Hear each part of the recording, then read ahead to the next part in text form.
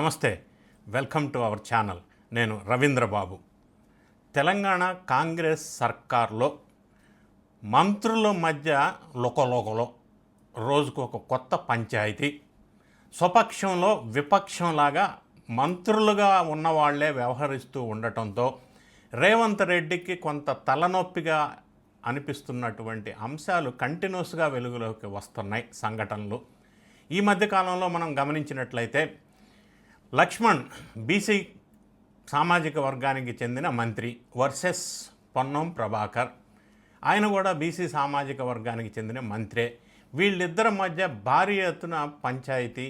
దాని తర్వాత అది రేవంత్ రెడ్డికి లేదా మహేష్ కుమార్ గౌడ్ సమక్షంలో అది పంచాయతీ ఒడిసిటట్టు చేశారు. అదే పంచాయతీలో మళ్ళీ ఇంకొక బీసీ సామాజిక వర్గానికి చెందిన వివేక్ వర్సెస్ లక్ష్మణ్ అదో పంచాయతీ కంటిన్యూ నడిచింది. సరే, దాన్ని ఏదో కొంత సమసిపోయేటట్టు చేయగలిగారు ఫర్ ద టైం బీయింగ్. ఈ పంచాయతీలు ఇట్లా నడుస్తూ ఉంటే ఎప్పటికీ ఫైర్ బ్రాండ్ లాగా ముద్ర పడినటువంటి కొండా సురేఖ దంపతులు ఈ మధ్య కాలంలో మళ్ళీ రేవంత్ రెడ్డి మీద, కాంగ్రెస్కి సంబంధించిన ప్రముఖ మంత్రుల మీద బాణాలు ఎక్కుపెట్టి ఘాటైన విమర్శలు చేసిన సందర్భం అనూహ్యంగా భారీగా సోషల్ మీడియాలోనూ మెయిన్ స్ట్రీమ్ మీడియాలోనూ వెలుగులోకి వచ్చింది. ఈ ఎపిసోడ్ ఏంటి? కొండా సురేఖ ఎపిసోడ్ ఏం జరిగింది? రేవంత్ రెడ్డినే స్వయంగా టార్గెట్ చేస్తూ కొండా సురేఖ బిడ్డ మాట్లాడిన మాటలేంటి? అసలు పంచాయతీ ఎక్కడుంది? ఏం జరిగింది? ఏం జరగబోతుంది అన్న విషయాలను ఈ వీడియోలో విశ్లేషణ చేసే ప్రయత్నం చేద్దాం. వీడియో చివరి వరకు చూడండి, స్కిప్ చేయకుండా. నచ్చితే లైక్ బటన్ నొక్కండి, మీ ఫ్రెండ్స్కి షేర్ చేయండి. కొండా సురేఖ దంపతుల నేపథ్యం ఒకసారి మనం పరిశీలించినట్టయితే నక్సలైట్స్ బ్యాక్గ్రౌండ్ నుంచి వచ్చి రాజకీయాల్లో బీసీ వర్గాలకు సంబంధించిన వ్యక్తులుగా, మరీ ముఖ్యంగా వరంగల్ పరిసర ప్రాంతాల్లో స్ట్రాంగ్ ఫాలోయింగు, ఎఫిషియెంట్ లీడర్షిప్గా శాసించే స్థాయికి కొండా సురేఖ, కొండా మురళి దంపతులు ఎదిగారు. అది వాస్తవం. మరి ఈ దంపతులు ఇద్దరు కూడా అన్ని రకాల రాజకీయ పార్టీలు మారిన నేపథ్యం ఉంది. ఫర్ ఎగ్జాంపుల్ తెలుగుదేశం పార్టీలో పనిచేశారు, వైఎస్ఆర్సీపీలో పనిచేశారు, బీఆర్ఎస్లో పనిచేశారు, ప్రస్తుతం కాంగ్రెస్ పార్టీలో పనిచేస్తున్నారు. వైఎస్ రాజశేఖర్ రెడ్డికి అనుంగ శిష్యులు, అనుచరులుగా బ్రాండ్ ఉన్నటువంటి కొండా దంపతులు మరి ఎప్పటికీ ఏదో ఒక అంశం మీద వివాదాలు చుట్టూ ముట్టాడుతున్నాయి. వరంగల్ జిల్లాలో ఇతర మంత్రులకి లేదా వరంగల్ జిల్లాలో ఉన్న ఇతర ఎమ్మెల్యేలకి కొండా దంపతులకి ఎప్పటి నుంచో వైరం వెంటాడుతూనే ఉంది. పడటం లేదు. విమర్శలు, ప్రతి విమర్శలు అది నడుస్తూ ఉండగా ఒక పక్కన మొన్న 2 days బ్యాక్ మరి కొండా సురేఖకి సంబంధించిన ఓఎస్డి, అది అతను సుమంత్, అతని పేరు. కొండా దంపతుల పంచాయతీ మనం గమనించినట్టయితే సమంత టు సుమంత్ పంచాయతీ. సమంత అక్కినేని నాగార్జున కోడలు. ఆమె మీద మరి కాంగ్రెస్ సర్కార్ ఏర్పడిన కొత్తలో కొండా సురేఖ ఘాటుగా భారీ విమర్శలు చేశారు. దాంతో వాళ్ళు కేసు పెట్టడం, ఆ టైంలో కాంగ్రెస్ ప్రభుత్వం మీద కొంత చెడ్డ పేరు తీసుకొచ్చిన మాట వాస్తవమే. అప్పుడే తీవ్రంగా పరిగణించి కొండా సురేఖ మీద తీవ్రమైన యాక్షన్ తీసుకుంటారని భావించారు, కానీ జరగలేదు. అది ఒక వివాదాస్పదం ముగిసిపోయింది అనుకుంటున్న సందర్భంలో ఇప్పుడు కొండా సురేఖ ఓఎస్డీగా ఉన్నటువంటి సుమంత్. ఎవరి సుమంత్ అనేది మనం ఒకసారి ఆలోచించినట్టయితే ఇతను తెలంగాణ పొల్యూషన్ కంట్రోల్ బోర్డులో కాంట్రాక్ట్ అంటే అవుట్సోర్సింగ్లో ఉన్నటువంటి ఒక employee. First point. Second point, ఈ సుమంత్ కొండా సురేఖ బిడ్డ సుష్మిత, వీళ్ళిద్దరూ క్లాస్మేట్స్. నంబర్ 3, సుమంత్ అనే అతను కొండా సురేఖ ఫ్యామిలీలో ఫ్యామిలీ మెంబర్ అని వాళ్ళే అనౌన్స్ చేశారు. సరే, చాలా కాలం నుంచి ఓఎస్డీగా డిప్యుటేషన్ మీద కొండా సురేఖ గారి దగ్గరికి ట్రాన్స్ఫర్ చేసుకొని ఎవ్రీ ఇయర్ ఆ డిప్యుటేషన్ ఎక్స్టెండ్ చేసుకుంటూ వస్తున్నారు. ఆయన ఇన్ఫ్లుయెన్స్ ఉపయోగించి సురేఖ ఆయన్ని ప్రొటెక్ట్ చేస్తూ వస్తున్నారు. ఇప్పుడు ప్రస్తుతం ఉన్న డిప్యుటేషన్ మీద టర్మ్ ఈ సంవత్సరం డిసెంబర్తో అది అయిపోతుంది. దాన్ని ఎక్స్టెండ్ చేసే పనిలో కొండా సురేఖ దంపతులు మూవ్ చేస్తున్నారు ఫైలు.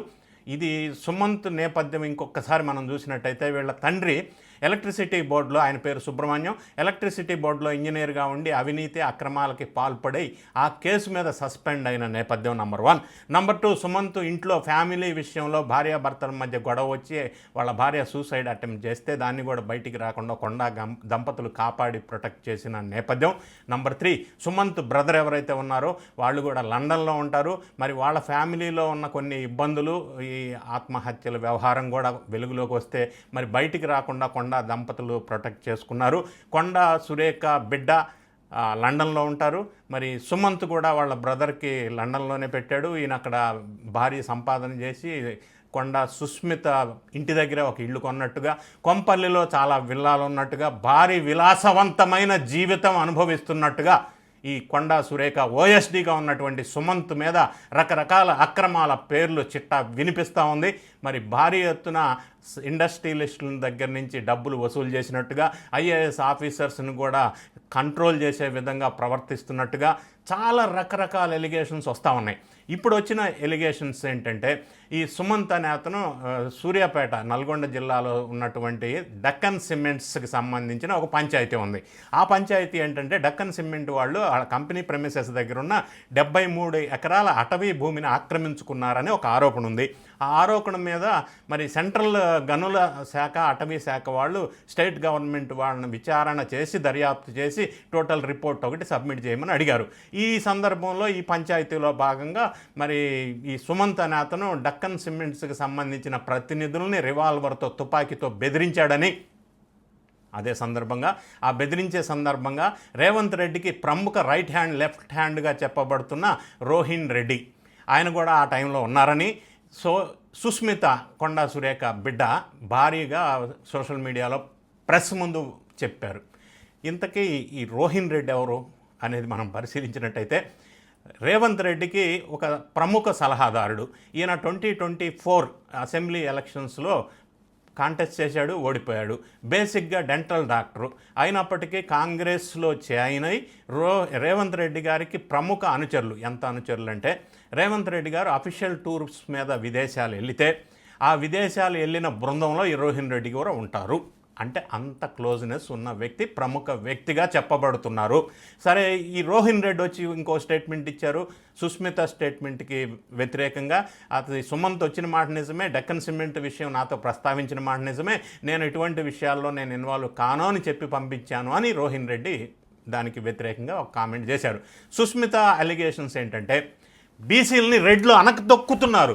ఎంతకాలం ఈ బీసీలని అనగదొక్కుతారు? రాహుల్ గాంధీ బీసీ నినాదం ఎత్తుకుంటారు, రాష్ట్రంలో ఉన్న రెడ్లంతా కలిసి బీసీలని తొక్కేస్తున్నారు అని స్ట్రైట్గా చెప్పింది. అంతటితో ఆగకుండా కొండా సురేఖ బిడ్డ సుస్మిత, రేవంత్ రెడ్డి, వేం నరేందర్ రెడ్డి, ఉత్తమ్ కుమార్ రెడ్డి, ఈ రెడ్లంతా కలిసి, పొంగులేటి శ్రీనివాసరెడ్డి, ఈ రెడ్లంతా కలిసి తొక్కేసే ప్రయత్నం ఒక మాట ఎలిగేషన్ అయితే, రెండోది రేవంత్ రెడ్డి మా అమ్మని అంటే కొండా సురేఖని అంటే చాలా ఇబ్బందికరమైన, సీరియస్గా కోపంతో చాలా సందర్భాల్లో మాట్లాడాడు.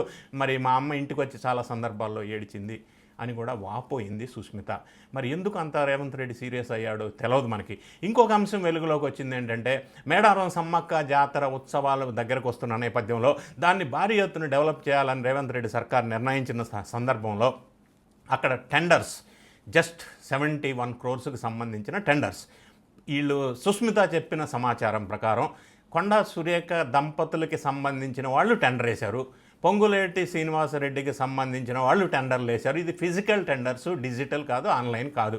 అయితే సుస్మిత ఏం ఆరోపణ చేస్తున్నారంటే, ఈ టెండర్లో మాకు సంబంధించిన వాళ్ళకే వచ్చింది టెండరు, కానీ మనకు తెలియకుండా మ్యానిపులేట్ చేసి, మేనేజ్ చేసి పొంగులేటి శ్రీనివాసరెడ్డి వాళ్ళకి సంబంధించిన వాళ్ళకి టెండర్లు వచ్చే విధంగా చక్రం తిప్పాడు, మాకు అవమానం జరిగింది, మమ్మల్ని బెదిరించాడు, రకరకాల ఎలిగేషన్స్ చేశారు.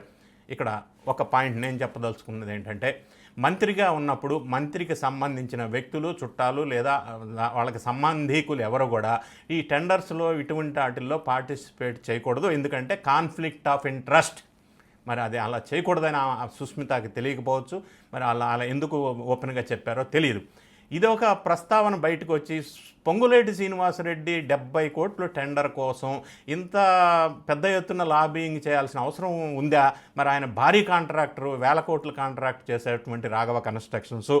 ఇవన్నీ పరిణామాలు ఇట్లా ఉన్నప్పుడు మరి సుమంత్ని మొన్న బుధవారం నైటు మఫ్టీలో ఉన్న పోలీసులు సురేఖ వాళ్ళ ఇంటికి వచ్చి అరెస్ట్ చేయడానికి వచ్చిన సందర్భంలో ఈ అలిగేషన్ మీద మరి సుష్మిత వాళ్ళని ఇంట్లోకి రానివ్వకుండా అడ్డుకావటం, అదే సందర్భంలో వాగ్వివాదం జరుగుతున్న సందర్భంలో కొండా సురేఖ ఆ ఓఎస్డి సుమంత్ని కారులో ఎక్కించుకొని వరంగల్ తీసుకొని వెళ్ళిపోవటం.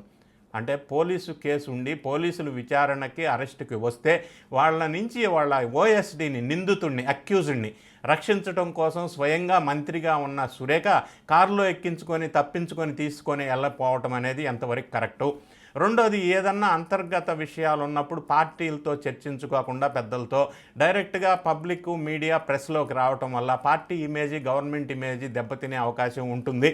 మూడో అంశం, ఆశ్చర్యకరమైన అంశం ఏంటంటే ఇటువంటి ఎలిగేషన్స్ రేవంత్ రెడ్డి సర్కార్ మీద ఇంతకుముందు కూడా మన రాజగోపాల్ రెడ్డి, కోమటిరెడ్డి రాజగోపాల్ రెడ్డి కంటిన్యూ చేస్తూనే ఉన్నాడు, ఆయనకు మినిస్టర్ పదవి రాలేదని.